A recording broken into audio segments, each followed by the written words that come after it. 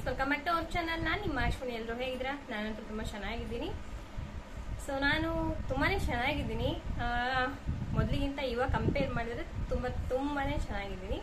ಹಾಗೆ ಫ್ರೆಂಡ್ಸ್, ಇವತ್ತಿನ ವಿಡಿಯೋ ತುಂಬಾನೇ ಯೂಸ್ಫುಲ್ ಆಗುತ್ತೆ ಅಂತ ಹೇಳ್ತೀನಿ. ಯಾಕಂದ್ರೆ ಪ್ರತಿಯೊಬ್ಬರಿಗೂ ಕೂಡ ಈ ಒಂದು ವಿಡಿಯೋ ತುಂಬಾನೇ ಯೂಸ್ಫುಲ್ ಆಗುತ್ತೆ. ಸೊ ಯಾರು ಕೂಡ ಸ್ಕಿಪ್ ಮಾಡ್ದಂಗೆ ವಿಡಿಯೋನ ನೋಡಿ, ಎಂಡ್ವರೆಗೂ ಕೂಡ ವಿಡಿಯೋ ನೋಡಿ. ಯಾಕಂದ್ರೆ ನಾನು ಹೇಳುವಂತ ಕೆಲವೊಂದು ಪಾಯಿಂಟ್ಸ್ ನಿಮ್ಗೆ ತುಂಬಾನೇ ಇಂಪಾರ್ಟೆಂಟ್ ಆಗುತ್ತೆ. ಹಾಗೆ ಕೆಲವೊಂದು ಪಾಯಿಂಟ್ಸ್ ಕೂಡ ನಿಮ್ಗೆ ಅದು ಯೂಸ್ಫುಲ್ ಆಗುತ್ತೆ. ಸೊ ಹಾಗಾಗಿ ಈ ವಿಡಿಯೋನ ದಯವಿಟ್ಟು ಸ್ಟಾರ್ಟಿಂಗ್ ಇಂದ ಎಂಡಿಂಗ್ ವರೆಗೂ ಕೂಡ ನೋಡಿ, ಎಲ್ಲೂ ಕೂಡ ಸ್ಕಿಪ್ ಮಾಡ್ತಾ ಹೋಗ್ಬೇಡಿ. ಹಾಗೆ ಈ ವಿಡಿಯೋ ನಿಮ್ಗೆ ಯೂಸ್ಫುಲ್ ಅಂತ ಅನ್ಸಿದ್ರೆ, ನಾನು ಹೇಳಿರೋ ಮಾತು ನಿಮ್ಗೆ ನಿಜ ಅಂತ ಅನ್ಸಿದ್ರೆ ಒಂದು ಲೈಕ್ ಕೊಡಿ. ಹಾಗೆ ನೀವು ಫ್ಯಾಮಿಲಿ ಫ್ರೆಂಡ್ಸ್ಗೂ ಕೂಡ ಶೇರ್ ಮಾಡಿ. ಓಕೆನಾ? ಬನ್ನಿ ವಿಡಿಯೋ ಸ್ಟಾರ್ಟ್. ಫ್ಯಾನ್ ಇಂದು ಸೌಂಡ್ ನಿಮ್ಗೆ ಕೇಳಿಸ್ತಾ ಇರ್ಬೋದು. ನಮ್ಮನೇಲಿ ಹಾಗೆ ಕುತ್ಕೊಂಡು ನಮಗೆ ವಿಡಿಯೋ ಮಾಡೋದಕ್ಕೆ ಆಗೋದಿಲ್ಲ, ಅಷ್ಟೊಂದು ಶೆಕೆ ಇರುತ್ತೆ. ನಾನು ಈಗ ಕುತ್ಕೊಂಡಿದ್ದೀನಿ ಅಂತ ಹೇಳಿದ್ರೆ ಸುಮ್ಮನೆ ಸ್ವೆಟ್ ಆಗ್ತಾನೆ ಇರ್ತೀನಿ. ಹಾಗಾಗಿ ನಾನು ಫ್ಯಾನ್ ಹಾಕೊಂಡಿದ್ದೀನಿ. ಫ್ಯಾನಿನ ವಾಯ್ಸ್ ಕೇಳಿಸ್ತಾ ಇರ್ಬೋದು. ಅದಕ್ಕೋಸ್ಕರನೇ ನಾನು ಸ್ವಲ್ಪ ಜೋರಾಗಿ ನಿಮ್ ಜೊತೆ ನಾನು ಮಾತಾಡ್ತಾ ಇದ್ದೀನಿ. ಓಕೆನಾ? ಸೊ ನಾನು ಇವಾಗ ಹೇಳ್ತಾ ಇರೋಂಥ ಪಾಯಿಂಟ್ಸ್ ಏನಂದ್ರೆ, ಒಂದು ನನಗೆ ಬಂದಿರೋಂಥ ಒಂದು ನ್ಯೂಸ್ ಪ್ರಕಾರ, ನನಗೆ ತಿಳಿದಂತರು ಹೇಳಿರೋ ಪ್ರಕಾರ ಏನಂದ್ರೆ, ಒಬ್ಬ ವಾಚ್ಮೆನ್ ಕೆಲಸ, ಏನು ಸೆಕ್ಯೂರಿಟಿ ಗಾರ್ಡ್ ಆಗಿ ಕೆಲಸ ಮಾಡ್ತಾ ಇರ್ತಾರೋ, ಸೊ ಅವ್ರು ಬಂದ್ಬಿಟ್ಟು ಇವಾಗ ಕೋಟ್ಯಾಧಿಪತಿಗಳಾಗಿ ಬದಲಾಗಿದ್ದಾರೆ ಅಂತ ಹೇಳ್ಬಿಟ್ಟು ನನಗೊಂದು ನ್ಯೂಸ್ ಬಂತು. ಸೊ ಇದು ಫೇಕೋ ಅಥವಾ ರಿಯೋಲೋ, ಸೊ ಅದು ಪಕ್ಕಕ್ಕೆ ಇಕ್ಬೇಡ. ಆದ್ರೆ ನಿಮ್ಗೆ ಅನ್ಕೊಂಡಿರೋ ಪ್ರಕಾರ ಇವಾಗ ಸೆಕ್ಯೂರಿಟಿ ಗಾರ್ಡ್ಗಾಗಿರ್ಬೋದು, ವಾಚ್ಮೆನ್ಗಾಗಿರ್ಬೋದು, ಸೊ ಎರಡೂ ಒಂದೇನೆ. ಅವರಿಗೆ ಎಷ್ಟು ಸ್ಯಾಲ್ರಿ ಬರ್ಬೋದು ಮಿನಿಮಮ್ ಅಂದ್ರೂ ಒಂದು 5 ರಿಂದ 10 ಸಾವಿರ, ಇಲ್ಲಾಂದ್ರೆ ಒಂದು 15,000 ಇರ್ಬೋದು ಅಂತ ಅನ್ಕೊಳ್ಳಿ. ಇಲ್ಲ ಫುಲ್ ಜಾಸ್ತಿ ಅಂದ್ರೆ ಒಂದು 15, ಒಂದು 17 ಈ ರೀತಿ ಇರ್ಬೋದು ಅಂತ ಅನ್ಕೊಳ್ಳಿ. ತುಂಬಾ ವರ್ಷದಿಂದ ಕೆಲಸ ಮಾಡ್ತಿದ್ರೆ. ಸೊ ಅವರಿಗೆ ಇವಾಗ ಅವರು ಹೇಗೆ ಕೋಟ್ಯಾಧಿಪತಿಗಳಾದ್ರು, ಬರೀ ಸಾವಿರಾರು ರೂಪಾಯಿ ಏನು ದುಡಿತಾ ಇದ್ರಲ್ವಾ, ಸೊ ಅವ್ರು ಹೇಗೆ ಕೋಟ್ಯಾಧಿಪತಿಗಳಾದ್ರು ಅನ್ನೋದನ್ನ ನಾನಿಲ್ಲಿ ನಿಮ್ಗೆ ಎಕ್ಸ್ಪ್ಲೇನ್ ಮಾಡ್ತೀನಿ. ಏನಂತ ಅಂದ್ರೆ, ಮೇನ್ ನೀವು ಕೂಡ ಕೋಟ್ಯಾಧಿಪತಿಗಳು ಆಗ್ಬೇಕಂತ ಅಂದ್ರೆ ಈ ವಿಡಿಯೋನ ಎಂಡ್ ವರೆಗೂ ನೋಡಿ. ಪದೇ ಪದೇ ಯಾಕೆ ಹೇಳ್ತಾ ಇದ್ದೀನಿ ಅಂದ್ರೆ, ಪ್ರತಿಯೊಂದು ಒಂದು ಇನ್ಫಾರ್ಮೇಶನ್ ಕೂಡ ನಿಮ್ಗೆ ಯೂಸ್ ಆಗುತ್ತೆ. ತುಂಬಾ ಜನ ಅನ್ಕೋತಾ ಇರ್ತಾರೆ, ತುಂಬಾ ಕೊರಿತೀಯಮ್ಮ ನೀನು ಅಂತ ಹೇಳ್ಬಿಟ್ಟು ಕೆಲವೊಂದ್ಸಲ ಕಾಮೆಂಟ್ ಆಗ್ತಾರೆ. ಅವರಿಗೋಸ್ಕರ ಹೇಳ್ತಾ ಇದ್ದೀನಿ, ಕೊರಿತಾ ಇದ್ದೀನಿ, ಬಟ್ ಅದನ್ನ ನೀವು ಅರ್ಥ ಮಾಡ್ಕೊಂಡ್ರೆ ಏನ್ ಹೇಳ್ತಾ ಇದ್ದೀನಿ ಅಂತ ನಿಮ್ಗೂ ಕೂಡ ಅರ್ಥ ಆಗುತ್ತೆ. ಓಕೆನಾ? ಫಸ್ಟ್ ಬಂದ್ಬಿಟ್ಟು, ನಾವು ಕೋಟ್ಯಾಧಿಪತಿಗಳಾಗ್ಬೇಕಂದ್ರೆ ಏನ್ ಮಾಡ್ಬೇಕು?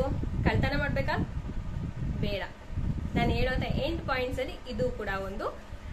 ಕಳ್ತನ ಅಂತೂ ನಿಜವಾಗ್ಲೂ ಮಾಡೋದಕ್ಕೆ ಹೋಗ್ಬೇಡಿ. ಕಳ್ತನ ಮಾಡಿರೋದು, ಇನ್ನೊಬ್ಬರನ್ನ ತಲೆ ಹೊಡೆದು ನೀವು ಸಂಪಾದನೆ ಮಾಡಿರೋದು, ಇನ್ನೊಬ್ಬರ ಕಣ್ಣೀರ್ ಹಾಕ್ಸ್ಬಿಟ್ಟು ಸಂಪಾದನೆ ಮಾಡಿರೋಂತ ಹಣ ಯಾವತ್ತಿದ್ರು ಅದು ನಮ್ಗೆ ದಕ್ಕಲ್ಲ. ಅದು ಯಾವತ್ತಿದ್ರು ಹೇಗೆ ಹಾಳಾಗ್ಬೇಕೋ ಹಾಗೇ ಹಾಳಾಗುತ್ತೆ. ಆದ್ರೆ ನೀವು ಕಷ್ಟಪಟ್ಟು ದುಡ್ದಿರೋಂತ 1 ರೂಪಾಯಿ ಹಣ ಆಗಿರ್ಬೋದು, ನೀವು ಬೇವು ಸುರಿಸಿ ದುಡ್ದಿರೋಂತ 1 ರೂಪಾಯಿ ಹಣ ಆಗಿರ್ಬೋದು, ನಿಮ್ಗೆ ಲೈಫ್ ಲಾಂಗ್ ಇರುತ್ತೆ. ನಿಮ್ಮ ಮಕ್ಕಳು ಮೊಮ್ಮಕ್ಕಳಿಗೂ ಕೂಡ ಅದು ಉಳಿದಿರುತ್ತೆ. ಆದ್ರೆ ನೀವು ಅಡ್ಡದಾರಿ ಹಿಡಿದು ಮಾಡಿರೋಂತ ಹಣ ಆಗಿರ್ಬೋದು, ಸಂಪಾದನೆ ಆಗಿರ್ಬೋದು, ಇವಾಗ ಇರ್ಬೋದು, ನೆಕ್ಸ್ಟ್ ಯಾವಾಗೋ ಒಂದು ಟೈಮ್ ಅಲ್ಲಿ ಆ ಅಮೌಂಟ್ ಅನ್ನೋದು ನಿಮ್ಮ ಹತ್ರ ಇರೋದಿಲ್ಲ. ಅವಾಗ ಮತ್ತೆ ನೀವು ಬೀದಿಗೆ ಬೀಳ್ಬೇಕಾಗತ್ತೆ. ಹಾಗಾಗಿ ಯಾವುದೇ ಕಾರಣಕ್ಕೂ ಕೂಡ ಕಳ್ಳತನ ಮಾಡೋದಕ್ಕೆ ಹೋಗ್ಬೇಡಿ. ಸೆಕೆಂಡ್, ಇವಾಗಿನ ಜನರೇಷನ್ ಅಲ್ಲಿ ನಾನು ನಿನ್ನೆ ವಿಡಿಯೋದಲ್ಲಿ ನಿಮ್ಗೆ ಹೇಳ್ದೆ, ನಾನು ಕೂಡ ಇದೇ ಜನರೇಷನ್ ಅವಳು. ನಾನೇನು ಓಲ್ಡ್ ಜನರೇಷನ್ ಅಲ್ಲ, ಇದೇ ಜನರೇಷನ್ ಅವಳು. ಬಟ್ ಏನಂದ್ರೆ, ಕೆಲವೊಂದಷ್ಟು ಕಾಲೇಜ್ ಓದ್ತಾ ಇರೋಂಥವ್ರಾಗಿರ್ಬೋದು, ಇವಾಗ ಕೆಲಸ ಮಾಡ್ತಿರೋಂಥವ್ರಾಗಿರ್ಬೋದು, ಈಗಾಗ್ಲೇ ಮದ್ವೆ ಆಗಿ ಸೆಟಲ್ ಆಗಿರೋರು ಕೂಡ ಆಗಿರ್ಬೋದು. ಅವ್ರು ಏನಂದ್ರೆ, ಇವಾಗ ಲೈಫ್ ಇದೆಯಪ್ಪ, ಇವಾಗ ಎಂಜಾಯ್ ಮಾಡಬೇಡ. ಸೊ ಇವಾಗ ಅಮೌಂಟ್ ಇದೆಯಾ, ಇವತ್ತೇನಿದೆಯೋ ಒಂದು 50 ರೂಪಾಯಿ ಇದೆ, ಓಕೆ ಈಗ ಹೋಗ್ಬಿಟ್ಟು ನಾವೇನೋ ತಿನ್ಬೇಡ, ಎಂಜಾಯ್ ಮಾಡಬೇಡ ಅಂತಾರೆ. ಬಟ್ ಆ 50 ರೂಪಾಯಿನ ಸಂಪಾದನೆ ಮಾಡೋದಕ್ಕೆ ಎಷ್ಟೊಂದೆಲ್ಲ ಕಷ್ಟಪಟ್ಟಿರ್ತೀವಿ ಅನ್ನೋದನ್ನ 1 ಸೆಕೆಂಡ್ ಅಲ್ಲಿ ಮರೆತು ಬಿಡ್ತಾರೆ. 50 ರೂಪಾಯಿ ದುಡಿಯೋದಕ್ಕೆ ಎಷ್ಟು ಕಷ್ಟಪಟ್ಟಿರ್ತೀವೋ, ಬಟ್ 50 ರೂಪಾಯಿ ಖರ್ಚು ಮಾಡೋದಕ್ಕೆ 1 ಸೆಕೆಂಡ್ ಸಾಕು ನಮ್ಮ ಹತ್ರ, ಅಲ್ವಾ? ಹಾಗಾಗಿ ಖರ್ಚು ಮಾಡ್ಬೇಕಾದ್ರೆ ನೀವು ಹಿಂದು ಮುಂದು ನೋಡಿ ಖರ್ಚು ಮಾಡಿ. ನಿಮ್ಗೆ ಕೆಲವೊಂದು ಅಷ್ಟು ಒಂದೊಂದು ಊರುಗಳಲ್ಲಿ ಏನಂದ್ರೆ ಪಬ್ ಅಂತೆ, ಅದು ಇದು ಅಂತ ಹೇಳ್ಬಿಟ್ಟು ಎಲ್ಲಾ ಕಡೆಗೂ ಕೂಡ ಹೋಗ್ಬಿಟ್ಟು ಅವರು ಅಮೌಂಟ್ ಅನ್ನು ವೆಚ್ಚ ಮಾಡೋದು, ಇಲ್ಲ ಸಾಲ ತಗೊಂಡು ಹೋಗ್ಬಿಟ್ಟು ಎಂಜಾಯ್ ಮಾಡೋಂಥದ್ದನ್ನೆಲ್ಲ ಮಾಡ್ತಿರ್ತಾರೆ. ದಯವಿಟ್ಟು ಆ ರೀತಿ ಮಾಡೋದಕ್ಕೆ ಹೋಗ್ಬೇಡಿ. ಇವಾಗಿನ ಒಂದು ಸಿಚುವೇಶನ್ ಏನಂದ್ರೆ, ಇವಾಗ ನಿಮ್ಗೆ ಏನು ಶಕ್ತಿ ಇದೆಯೋ, ಇವಾಗ ಪ್ರೆಸೆಂಟ್ ನೀವು ಒಂದು 29 ಇಲ್ಲ 30 ಏಜ್ನವರು, ಇಲ್ಲ 35 ಆಗಿದ್ರು ಕೂಡ ನಿಮ್ಗೆ ಇವಾಗ ಏನ್ ಶಕ್ತಿ ಇದೆಯೋ ಆ ಶಕ್ತಿ ಮುಂದೆ ನಿಮ್ಗೆ ಬರೋದಿಲ್ಲ. ಮುಂದೆ ನಾವು ದುಡ್ಕೊಂಡ್ ಬಿಡು, ಮುಂದೆ ನಾವು ಕೂಡಿಕೊಂಡ್ ಬಿಡು ಅಂತಂದ್ರೆ ಅವಾಗ ಬರೋದಿಲ್ಲ. ಇವಾಗಿರುವಂತ ನಿಮ್ಗೆ ಶಕ್ತಿ ನಾಳೆ ನಿಮ್ಗೆ ಆ ಶಕ್ತಿ ಇರೋದಿಲ್ಲ. ಹಾಗಾಗಿ ಇವಾಗ್ಲೇನೆ ನೀವು ಅರ್ನಿಂಗ್ಸ್ ನ ಮಾಡ್ಕೊಳ್ಳಿ. ಹಾಗೆ ಇನ್ನೂ ಒಂದು ಪಾಯಿಂಟ್ ಏನಂದ್ರೆ, ಒಂದು ಜಾಬ್ ಅಲ್ಲಿ ನೀವು ಯಾವತ್ತೂ ಕೂಡ ಸೀಮಿತ ಆಗ್ಬೇಡಿ. ನಿಮ್ಗೊಂದು ಜಾಬ್ ಇದೆ ಅಂದ್ರೆ ಅದ್ರ ತಕ್ಕನಾಗೆ ಒಂದು 2 ಜಾಬ್ನ ನೀವು ಸೆಲೆಕ್ಟ್ ಮಾಡ್ಕೊಳ್ಳಿ. ಸೊ ಈ ಜಾಬ್ ಮೇಂಟೈನ್ ಮಾಡ್ಬೇಕು, ಹಾಗೆ ನಿಮ್ಗೆ ಒಂದಲ್ದಂಗೆ ಇನ್ನೂ 1-2 ಜಾಬ್ನ ನೀವು ಕ್ರಿಯೇಟ್ ಮಾಡ್ಕೋಬೇಕು. ಅಲ್ಲಿಂದ 100 ರೂಪಾಯಿ, ಇಲ್ಲಿಂದ 100 ರೂಪಾಯಿ, ಇಲ್ಲ ಈ 3 ಕಡೆಯಿಂದ 100 ರೂಪಾಯಿ ಬಂತು ಅಂದ್ರೆ ನಿಮ್ಗೆ ಎಷ್ಟು ಉಳಿತಾಯ ಆಯ್ತು ಅಲ್ವಾ? ಒಂದೇ ಕೆಲಸದಲ್ಲಿ ಸೀಮಿತ ಆಗೋದ್ಕಿಂತ ಒಂದು 3-4 ಕೆಲಸನ ನೀವು ಮಾಡ್ತಾ ಹೋಗಿ. ಸೊ ನೀವು ನೋಡ್ಕೊಂಡು ನೀವು ಕೆಲಸನ ಮಾಡ್ಕೋಬಹುದು. ಹಾಗೆ ಕೆಲವೊಂದಷ್ಟು ಜನ ಏನಂದ್ರೆ ಒಂದೇ ಕಡೆ ಸೀಮಿತ ಆಗಿರ್ತಾರೆ. ಅವ್ರ ಟ್ಯಾಲೆಂಟ್ ಏನಿದ್ರು ಕೂಡ ಅಲ್ಲಿ ತೋರಿಸ್ತಾ ಇರ್ತಾರೆ. ಬಟ್ ಅವರು ಒಂದು ಚಿಕ್ಕದಾಗಿ ಒಂದು ಬಿಸ್ನೆಸ್ ಸ್ಟಾರ್ಟ್ ಮಾಡಿದ್ರು ಕೂಡ ಅದ್ರಲ್ಲಿ ಅರ್ನಿಂಗ್ಸ್ ಮಾಡಬಹುದು. ಆದ್ರೆ ಅದನ್ನ ಪ್ರಯತ್ನ ಕೂಡ ಪಡೋದಿಲ್ಲ. ಯಾಕಂದ್ರೆ ಎಲ್ಲಿ ಲಾಸ್ ಆಗ್ಬಿಡ್ತೀವೋ ಅಪ್ಪ, ಎಲ್ಲಿ ಬೀದಿಗೆ ಬಿದ್ಬಿಡ್ತೀವೋ ಅಂತ ಹೇಳ್ತಾರೆ. ಬಟ್ ಚಿಕ್ಕದಾಗಿ ನೀವು ಬಿಸ್ನೆಸ್ ನ ಸ್ಟಾರ್ಟ್ ಮಾಡಿ. ಏನಕ್ಕೆ ಲಾಸ್ ಆಗ್ತೀರಾ? ಇಲ್ಲಿ ನೀವು ಏನು ಬೇರೆ ಕಡೆ ನೀವು ಕೈ ಕೆಳಗೆ ಹೋಗ್ಬಿಟ್ಟು ನೀವು ಏನ್ ಕೆಲಸ ಮಾಡ್ತೀರೋ ಅದೇ ಟ್ಯಾಲೆಂಟ್ ನ ಇಲ್ಲಿ ತೋರಿಸಿ ನೀವು ನಿಜವಾಗ್ಲೂ ಸಕ್ಸಸ್ ಆಗ್ತೀರಿ. ಹಾಗೆ ಇನ್ನೊಂದ್ ಏನಂತ ಅಂದ್ರೆ, ಜಾಸ್ತಿ EMI ಆ ತರ ಮಾಡ್ಕೊಳೋದಕ್ಕೆ ಹೋಗ್ಬಿಡಿ. ಸಾಲ, ಸಂಘ, EMI ಆ ತರ ಮಾಡ್ಕೊಳೋದಕ್ಕೆ ಹೋಗ್ಬಿಡಿ. ಯಾಕಂತ ಹೇಳಿದ್ರೆ ನಾವು ದುಡ್ದು ತಂದಿರೋಂತ ಅಮೌಂಟ್ ಯಾವಾಗ್ಲೂ ಕೂಡ ಅಲ್ಲಿಗೆ ಹೋಗುತ್ತೆ. ನಾವು ತಗೊಂಡ್ಬಂದ್ಬಿಡ್ತೀವಿ. ಮೇನ್ ಇನ್ನೊಂದೇನ್ ಗೊತ್ತಾ, ನಾವು ಮಾಡುವಂತ ಪ್ರಾಬ್ಲಮ್ ಮತ್ತೆ ನಾವು ಕ್ರಿಯೇಟ್ ಮಾಡ್ಕೊಳ್ಳೋದು ಏನಂದ್ರೆ, ಇನ್ನೊಬ್ರ ಕಣ್ಣಿಗೆ ನಾವು ಚೆನ್ನಾಗ್ ಕಾಣ್ಬೇಕು. ಸೊ ಇನ್ನೊಬ್ರ ಕಣ್ಣಿಗೆ ನಾವು ಚೆನ್ನಾಗ್ ಕಾಣ್ಬೇಕಂದ್ರೆ ಏನ್ ಮಾಡ್ಬೇಕು? ಒಳ್ಳೆ ಒಡವೆಗಳು ಹಾಕೋಬೇಕು, ಒಳ್ಳೆ ಡ್ರೆಸ್ ಹಾಕೋಬೇಕು, ಒಳ್ಳೆ ಗಾಡಿ ತಗೋಬೇಕು, ಮನೇಲಿ ಐಟಮ್ಸ್ ನೆಲ್ಲ ತರಬೇಕು ಅಂತ ಹೇಳ್ಬಿಟ್ಟು ಸಾಲ ಮಾಡಿ ತರ್ತೀವಿ, EMI ಮಾಡಿ ತರ್ತೀವಿ. ತಂದಾದ್ಮೇಲೆ ಏನಾಗುತ್ತೆ? ಅವ್ರು ಕಟ್ತಾರ? ನಾವು ಯಾರನ್ನ ಮೆಚ್ಚಿಸ್ಬೇಕಂತ ಹೇಳಿರ್ತೀವಿ ಅವ್ರು ಬಂದ್ ಕಟ್ತಾರ? ಇಲ್ಲ ತಾನೆ. ನಾವೇ ದುಡಿಬೇಕು, ನಾವೇ ಕಟ್ಬೇಕು. ಆ ತರ ಮಾಡೋದ್ಕಿಂತ ಕಷ್ಟಪಟ್ಟು ದುಡ್ದಿರೋಂತ ದುಡ್ಡಲ್ಲಿ ನೀವು ತಗೊಳ್ಳಿ. ಅವಾಗ ನಿಮ್ಗೆ ಎಲ್ಲೂ ಕೂಡ ನಾನು ತಗೊಂಡ್ ಹೋಗಿ ಹಾಕ್ಬೇಕಪ್ಪ ಮತ್ತೆ ಸಾಲ ಕಟ್ಬೇಕನ್ನೋ ಹೊರೆ ಇರೋದಿಲ್ಲ. ನೀವು ಕೂಡಿಕಿರೋ ದುಡ್ಡಲ್ಲಿ ನೀವು ತಗೊಳ್ತೀರಾ. ಈ ತರ ಮಾಡಿ. ಈ ತರ ಮಾಡೋದ್ರಿಂದ ನೀವು ದಯವಿಟ್ಟು ಸಾಲ ಮಾತ್ರ ಮಾಡ್ಕೊಳೋದಕ್ಕೆ ಹೋಗ್ಬಿಡಿ. ಸಾಲ ಆದ್ರೆ ನಿಜವಾಗ್ಲೂ ತಲೆನೋವು, ಒಂದೊತ್ತು ಊಟ ಮಾಡೋದಕ್ಕೂ ಕೂಡ ನಮ್ಗೆ ನೆಮ್ಮದಿ ಇರೋದಿಲ್ಲ. ನಾವು ಸಾಲ ಮಾಡ್ಲಿಲ್ಲ ಅಂತ ಅನ್ಕೊಳ್ಳಿ, ಆರಾಮಾಗಿ 1-2 ದಿನ ನಾವು ಮನೇಲಿದ್ರು ಕೂಡ ನಿಧಾನಕ್ಕೆ ಮನೇಲಿ ಇರೋದನ್ನೇ ಗಂಜಿನಾಗ್ಲಿ ಕುಡಿದ್ಬಿಟ್ಟು ಜೀವನ ಮಾಡ್ಬೋದು. ಆದ್ರೆ ಸಾಲ ಮಾಡ್ಕೊಂಡಿದ್ರೆ, EMI ಮಾಡ್ಕೊಂಡಿದ್ರೆ ಆತರ ಆಗುತ್ತಾ ಇಲ್ವಾ? ಕಾಮೆಂಟ್ ಮಾಡಿ ತಿಳಿಸಿ, ಓಕೆನಾ? ಹಾಗೆ ಇನ್ನೊಂದೇನ್ ಗೊತ್ತಾ, ನಾವು ದುಡ್ದಿರೋಂತ ದುಡ್ಡನ್ನ ಏನ್ ಮಾಡ್ತೀವಂದ್ರೆ ತಗೊಂಡ್ಬಂದ್ಬಿಟ್ಟು ಕೆಲವೊಬ್ರು ಮಾಡೋಂಥದ್ದನ್ನ ಏನಂದ್ರೆ ಬೀರೋಲ್ ಹಾಕ್ಬಿಟ್ಟು ಲಾಕ್ ಮಾಡ್ಬಿಡ್ತಾರೆ. ಸೊ ಬೀರೋಲ್ ಹಾಕಿ ನೀವು ದುಡ್ದಿರೋ ಅಮೌಂಟ್ ನ ತಂದು ತಂದು ತಂದು ಬೀರೋಲ್ ಹಾಕಿ ಲಾಕ್ ಮಾಡೋದ್ಕಿಂತ ನೀವು ಕೂಡಿಕಿರೋ ಅಮೌಂಟ್ ನ ತಗೊಂಡ್ ಹೋಗ್ಬಿಟ್ಟು ಆ ಒಂದು ಅಮೌಂಟ್ ನ ಮನೆ ತಗೊಳೋದಕ್ಕಾಗ್ಲಿ, ಅಥವಾ ಸೈಟ್ ತಗೊಳೋದಕ್ಕಾಗ್ಲಿ, ಇಲ್ಲ ಒಂದು ಹೊಲ ಗದ್ದೆ ಆತರ ಏನಿದೆ ಅದನ್ನ ತಗೊಳೋದಕ್ಕಾಗ್ಲಿ, ಇಲ್ಲ ಅಂತ ಹೇಳಿದ್ರೆ ಒಡವೆ ತಗೊಳೋದಕ್ಕಾಗ್ಲಿ ಯೂಸ್ ಮಾಡಿ. ಹಾಗೆ ಇಕ್ಕದಕ್ಕೆ ಹೋಗ್ಬೇಡಿ, ಓಕೆನಾ? ಹಾಗೆ ಇಕ್ಕಿದ್ರೆ ಅದು ಅಮೌಂಟ್ ಅಷ್ಟೇ ಇರುತ್ತೆ. ಬಟ್ ನೀವು ಒಂದು ಸೈಟ್ ತಗೊಂಡ್ರಿ ಅಂತ ಅನ್ಕೊಳ್ಳಿ, ಇವಾಗ ಏನ್ ಸೈಟ್ ರೇಟ್ ಇರುತ್ತೋ ಅದೇ ಒಂದು 2 ವರ್ಷ ಇಲ್ಲ 3 ವರ್ಷ ಬಿಟ್ರೆ ಅದಕ್ಕೂ ಒಂದು ಡಬಲ್ ರೇಟ್ ನಿಮ್ಗೆ ಸಿಗುತ್ತೆ. ಅವಾಗ ನಿಮ್ಗೆ ಲಾಭ ಆದಂಗೆ ತಾನೆ. ಇವಾಗ ನೀವು 50 ಲಕ್ಷಕ್ಕೆ ನೀವು ಒಂದು ಸೈಟ್, ದೊಡ್ಡ ಸೈಟ್ ತಗೊಂಡಿರಿ ಅಂತ ಅನ್ಕೊಳ್ಳಿ, ಅದು ಮುಂದೊಂದ್ ದಿನ ಒಂದು 2 ವರ್ಷ ಇಲ್ಲ 3 ವರ್ಷ ದಾಟಿದ್ರೇನೆ 1 ಕೋಟಿಗೆ ಸೇಲ್ ಆಗುವಂತ ಚಾನ್ಸಸ್ ಇರುತ್ತೆ.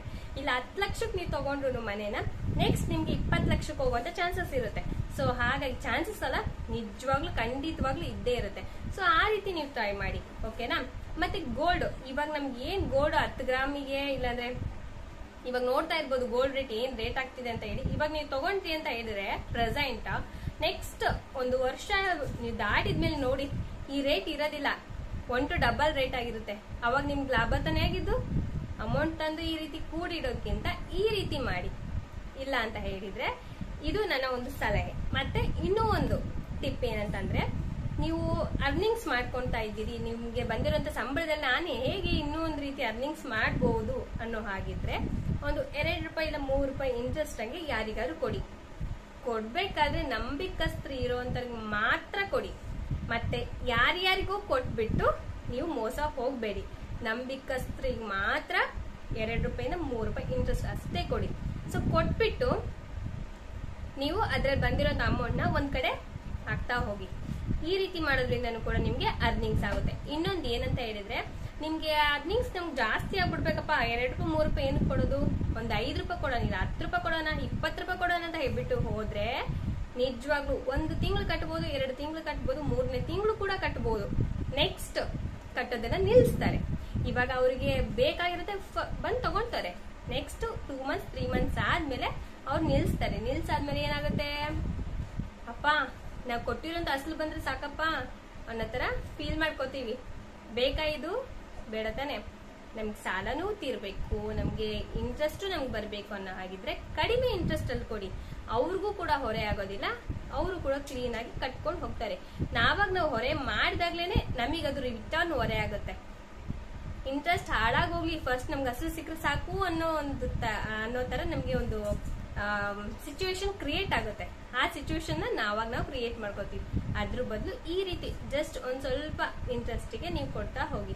ಈ ರೀತಿ ಕೊಡೋದ್ರಿಂದನೂ ಕೂಡ ನೀವು ಅರ್ನಿಂಗ್ಸ್ ಅನ್ನೋದನ್ನ ಮಾಡ್ಕೋಬಹುದು. ಇನ್ನೂ ಒಂದು ನೆನ್ನೆ ನಾನು ವಿಡಿಯೋದಲ್ಲಿ ನಿಮ್ಗೆ ಹಾಕಿದ್ದೆ, ಸೊ ನೋಡಿಲ್ಲ ಅಂತ ಹೇಳಿದ್ರೆ ನಾನು ಡಿಸ್ಕ್ರಿಪ್ಷನ್ ಅಲ್ಲಿ ಕೂಡ ಅದ್ ಲಿಂಕ್ ಹಾಕ್ತೀನಿ, ಅಲ್ಲಿ ಹೋಗ್ಬಿಟ್ಟು ಆ ವಿಡಿಯೋನ ಚೆಕ್ ಮಾಡಿ. ನೀವು 1 ರೂಪಾಯಿನೂ ಕೂಡ ನಾನು ಹೇಗೆ 4 ತಿಂಗಳಲ್ಲಿ ಕೂಡಿಟ್ಟು ಅಷ್ಟೊಂದು ಅಮೌಂಟ್ ಮಾಡಿದೆ ಅಂತ ಅಂದಾಗ ಕೆಲವೊಬ್ಬರಿಗೆ ಆಶ್ಚರ್ಯ ಆಯ್ತು, ಕೆಲವೊಬ್ಬರಿಗೆ ಯಪ್ಪ ಇವ್ರು ಸುಳ್ಳು ಹೇಳ್ತಿದ್ದಾರೆ, ಏನಂತಾರೆ ಸೇವಿಂಗ್ಸ್ ಅಂತ ಹೇಳ್ಬಿಟ್ಟು ಸುಮ್ನೆ ಏನೇನೋ ಹೇಳ್ತಿದ್ದಾರೆ, ಕತೆ ಕಟ್ತಿದ್ದಾರೆ ಅಂತ ಹೇಳ್ತಾರೆ. ಬಟ್ ಇದು ಕತೆ ಅಲ್ಲ, ಇದು ನಿಜವಾಗ್ಲೂ ಟ್ರೂ. ನಾನು ಮಾಡೋಂತ ಕೆಲವೊಂದಷ್ಟು ನನ್ನ ಟಿಪ್ಸ್ ನಾನು ಇಲ್ಲಿ ಶೇರ್ ಮಾಡಿದೆ. ಗಂಡ್ ಮಕ್ಳಿಗೆ ಕೆಲವೊಂದಷ್ಟು ಐಟಮ್ ಬಗ್ಗೆ ಗೊತ್ತಿರುತ್ತೆ, ಇದು ಇಂಥದೇ ರೇಟ್ ಅಂತ ಹೇಳ್ಬಿಟ್ಟು. ಸರ್ ಈಗ ಗೊತ್ತಿರೋ ಅಂತದ್ದು ಇಸ್ಕೋಬೇಡಿ, ಮನೆಗಿನ ಗ್ರೋಸರೀಸ್ ಅಂತ ಇಸ್ಕೊಳ್ಳಿ, ಇಲ್ಲ ಮಕ್ಳು ಎದಕ್ಕಾರು ನಮ್ ಖರ್ಚಿಗೆ ಬೇಕಂತ ಇಸ್ಕೊಳ್ಳಿ, ಇಲ್ಲ ಏನಾದ್ರು ತಗೋತೀನಿ ಅಂತ ಇಸ್ಕೊಳ್ಳಿ. ಏನು ಕೊಡಲ್ಲ ಅವಾಗ, ಕೊಡ್ತಾ ಇರ್ತಾನೆ. ಅದ್ರಲ್ಲಿ ನೀವು ಕಡಿಮೆ ಮಾಡ್ಕೊಳ್ಳಿ ಅಮೌಂಟ್ ನ, ಅಂದ್ರೆ ನೀವು ಖರ್ಚನ್ನ ಕಡಿಮೆ ಮಾಡ್ಕೊಂಡು ಅದನ್ನ ಅದ್ರಲ್ಲೇ ಕೊಟ್ಟಿರೋಂತ ಅಮೌಂಟ್ ನ ಉಳಿತಾಯ ಮಾಡಿ ಇಟ್ಕೊಳ್ಳಿ. ಸೊ ನಾನು ಆ ರೀತಿ ಮಾಡ್ಬಿಟ್ಟು ಅಮೌಂಟ್ ನ ಸೇವ್ ಮಾಡ್ಕೊಂಡಿದ್ದು. ಜಸ್ಟ್ 4 ತಿಂಗಳ ನಾನು ಅಷ್ಟು ಅಮೌಂಟ್ ನ ಸೇವ್ ಮಾಡೋದಕ್ಕೆ ಚಾನ್ಸಸ್ ಆಗಿದ್ದು. ಹಾಗೆ ನಾನು ಇವಾಗ ನಿಮ್ ಮುಂದೆ ನಾನು ಏನ್ ಕೂತಿದ್ದೋನೋ, ಇವಾಗ ಈ ರೀತಿ ನಾನು ಕೂತಿರೋದು ಏನಿದ್ದೀನೋ ಇಷ್ಟು ನಾನು ಪಾಸಿಟಿವ್ ಆಗಿ ಈ ತರ ನಾನು ಒಂದು ಧೈರ್ಯವಾಗಿ ಕೂತಿದ್ದೀನಿ ಅಂದ್ರೆ ನನಗೆ ಒಂದ್ ಸ್ವಲ್ಪ ನನ್ನ ತಲೆ ಓಡಿಸ್ತಾ ಇದ್ದೀನಿ. ನಾನು ಹೇಗೆ ಅರ್ನಿಂಗ್ಸ್ ಮಾಡ್ಕೋಬೇಕು, ಮನೇಲಿ ಇದ್ಕೊಂಡೆ ನಾನು ಹೇಗೆ ಅರ್ನಿಂಗ್ಸ್ ಮಾಡ್ಕೋಬೇಕು ಅನ್ನೋದನ್ನ ನಾನು ಉಪಯೋಗಿಸಿ ಅವ್ರು ಕೊಡುವಂತ ಅಮೌಂಟ್ ನ ಸೇವ್ ಮಾಡ್ತಾ ಮಾಡ್ತಾ ಮಾಡ್ತಾ ಹೋಗ್ಬಿಟ್ಟು ನಾನು ಸೇವಿಂಗ್ಸ್ ಮಾಡ್ತಾ ಇದ್ದೀನಿ. ಸೊ ಸೇವಿಂಗ್ಸ್ ಮಾಡಿದಾಗ ನನಗೂ ಕೂಡ ಖುಷಿ ಆಗುತ್ತೆ, ಓಕೆ ನಾನು ಸೇವಿಂಗ್ಸ್ ಮಾಡ್ತಾ ಇದ್ದೀನಪ್ಪ, ನೆಕ್ಸ್ಟ್ ನಾನು ಏನಾದ್ರು ತಗೋಬಹುದಲ್ಲ ಅನ್ನೋ ಒಂದು ಖುಷಿ ಎಲ್ಲಾದ್ರೂ ನಾನು ಸೇವಿಂಗ್ಸ್ ಮಾಡ್ತಾ ಇದ್ದೀನಿ. ಸೊ ಹ್ಯಾಪಿ ಆಗಿದ್ದೀನಿ, ನನ್ನ ಮೈಂಡ್ ಫುಲ್ ಫ್ರೆಶ್ ಆಗಿದೆ. ಬೇರೆಯವ್ರ ಹತ್ರ ಹೋಗ್ಬಿಟ್ಟು ನಾನು ಕೈ ಚಾಚ್ ಕೇಳ್ಬೇಕಂತ ಅಂದಿಲ್ಲ, ಇನ್ನೊಬ್ಬರ ಮೇಲೆ ನಾನು ಡಿಪೆಂಡ್ ಆಗಿಲ್ಲ. ಸೊ ಸಾಕಲ್ವಾ, ಅದಕ್ಕೆ ನಾನು ಈ ರೀತಿ ಹ್ಯಾಪಿ ಆಗಿರೋದು. ಸೊ ನಿಮ್ಗೆ ನಾನು ಹೇಳಿರುವಂತ ಪಾಯಿಂಟ್ಸ್ ಇಷ್ಟ ಆಗಿದೆ ಅಂತ ಅನ್ಕೋತೀನಿ ಫ್ರೆಂಡ್ಸ್. ನಾವು ಮನ್ಸು ಮಾಡಿದ್ರೆ ಯಾವ್ದನ್ನು ಬೇಕಾದ್ರೂ ನಾವು ಸಾಧಿಸಬಹುದು. ಹಾಗೆ ಫ್ರೆಂಡ್ಸ್ ಇನ್ನೊಂದು ಹೇಳ್ತೀನಿ, ಯಾವುದೇ ಕಾರಣಕ್ಕೂ ಕೆಟ್ಟ ದಾರಿ ಹಿಡಿಬೇಡಿ, ಕಳ್ಳತನ ಮಾಡಬೇಡಿ, ಯಾವುದೇ ಕಾರಣಕ್ಕೂ ಇನ್ನೊಬ್ಬರನ್ನ ನೋಯಿಸಿ ಇನ್ನೊಬ್ಬರನ್ನ ಕಣ್ಣೀರಾಕ್ಸಿ ತಂದಿರುವಂತ ಹಣ, ನಾವು ಕೂಡಿಕ್ಕಿರುವಂತ ಹಣ ಯಾವತ್ತೂ ನಮ್ಗೆ ಶಾಶ್ವತ ಅನ್ನೋದಲ್ಲ. ಸೊ ನಾವು ಒಳ್ಳೆ ದಾರಿಲಿ ಹೋಗೋಣ, ಒಳ್ಳೆ ಮಾರ್ಗದಲ್ಲಿ ಹೋಗೋಣ. ಈ ಬಗ್ಗೆ ನಮ್ಗೆ ಏನ್ ಶಕ್ತಿ ಇದೆಯೋ ಅದರಲ್ಲಿ ಚೆನ್ನಾಗಿ ದುಡ್ಕೋಣ, ದುಡ್ಡು ಕೂಡಿಕೋಣ. ನೆಕ್ಸ್ಟ್ ನಮ್ಗೆ ಕೈಲಾಗ್ಲಿಲ್ದಾಗ ಕುತ್ಕೊಂಡು ಅದರಲ್ಲಿ ನಾವು ಒಂದೊತ್ತು ಊಟ ಮಾಡಿದ್ರು ಕೂಡ ನೆಮ್ಮದಿಯಾಗಿರ್ತೀವಿ. ಅಪ್ಪ ನಾವು ತೆಗ್ದಿಕ್ಕಿದಕ್ಕೂ ನಾವು ಕೂಡಿಕ್ಕಿದಕ್ಕೂ ಎಷ್ಟೋ ನಮ್ಗೆ ಇವಾಗ ಯೂಸ್ ಆಯ್ತಲ್ಲಪ್ಪ ಅನ್ನೋ ತರ ಫೀಲ್ ಮಾಡ್ಕೋತೀವಿ. ಎಷ್ಟೋ ಸಲ ನನಗೂ ಈಗಲೇ ಫೀಲ್ ಆಗಿದ್ದೆ ನನ್ಗೆ ಸಿಚುವೇಶನ್ಸ್. ಸೊ ಹಾಗಾಗಿ ಹೇಳ್ತಾ ಇದ್ದೀನಿ. ನೆಕ್ಸ್ಟ್ ಇವಾಗ ಹಾಳು ಮಾಡ್ಕೋತೀವಿ, ಮಾಡ್ಕೊಳೋದೇನು ತುಂಬಾ ಹೊತ್ತೇನು ಬೇಡ. ಒಂದ್ 10,000 ತಗೊಂಡೋದ್ರೆ ಒಂದ್ 10 ನಿಮಿಷದಲ್ಲಿ ನಾವು ಅಮೌಂಟ್ ನ ವೇಸ್ಟ್ ಮಾಡ್ಕೊಂಡ್ ಬಂದ್ಬಿಡ್ಬೋದು. ಬಟ್ ಅದ್ 10,000 ಕೂಡ್ಸೋದಕ್ಕೆ ಎಷ್ಟು ಕಷ್ಟ ಪಡ್ಬೇಕಲ್ವಾ ನಾವು. ಅದನ್ನ ಯೋಚನೆ ಮಾಡಿರ್ತೀವ ಯಾರಾದ್ರೂ? ಇಲ್ಲ, ಅದನ್ನ ಯೋಚನೆ ಮಾಡೋದಿಲ್ಲ. ನಮ್ಗೆ ಎಂಜಾಯ್ ಮಾತ್ರ ಮುಖ್ಯ ಅನ್ನೋ ರೀತಿ ಇರ್ತೀವಿ ಕೆಲವೊಂದ್ಸಲ. ಸೊ ಅದು ತುಂಬಾನೇ ತಪ್ಪು. ಮಾಡಿ ₹1 ಉಳಿತಾಯ ಮಾಡಿದ್ರೇನೆ ನಿಮ್ಗೆ ಅಮೌಂಟ್ ಅನ್ನೋದು ಸೇವ್ ಆಗುತ್ತೆ. ಸೊ ಒಂದಕ್ಕೊಂದು ಕೆಲಸ ನೀವು ನೋಡ್ಕೊಳ್ಳಿ, ಸಣ್ಣದಾಗ ಒಂದು ಬಿಸ್ನೆಸ್ ಸ್ಟಾರ್ಟ್ ಮಾಡ್ಕೊಳ್ಳಿ, ಅವಾಗ ನಿಮ್ಗೆ ಅರ್ನಿಂಗ್ಸ್ ಅನ್ನೋದು ಜಾಸ್ತಿ ಆಗುತ್ತೆ. ಸೊ ನೀವು ಒಂದಕ್ಕೊಂದು ನೀವು ಅರ್ನಿಂಗ್ಸ್ ಮಾಡ್ಕೋತಾ ಈ ರೀತಿ ನಾನು ಹೇಳಿದಂತ ಕೆಲವೊಂದಷ್ಟು ಟಿಪ್ಸ್ ನೀವು ಫಾಲೋ ಮಾಡ್ತಾ ಹೋದ್ರೆ ನಿಜವಾಗ್ಲೂ ಕೂಡ ಏನು ಇಲ್ದೇ ಇರೋರು ಕೂಡ ಕೋಟ್ಯಾಧಿಪತಿಗಳಾಗ್ಬೋದು. ಬೇಕಾದ್ರೆ ಟ್ರೈ ಮಾಡಿ ನೋಡಿ. ಓಕೆನಾ? ಬಾಯ್.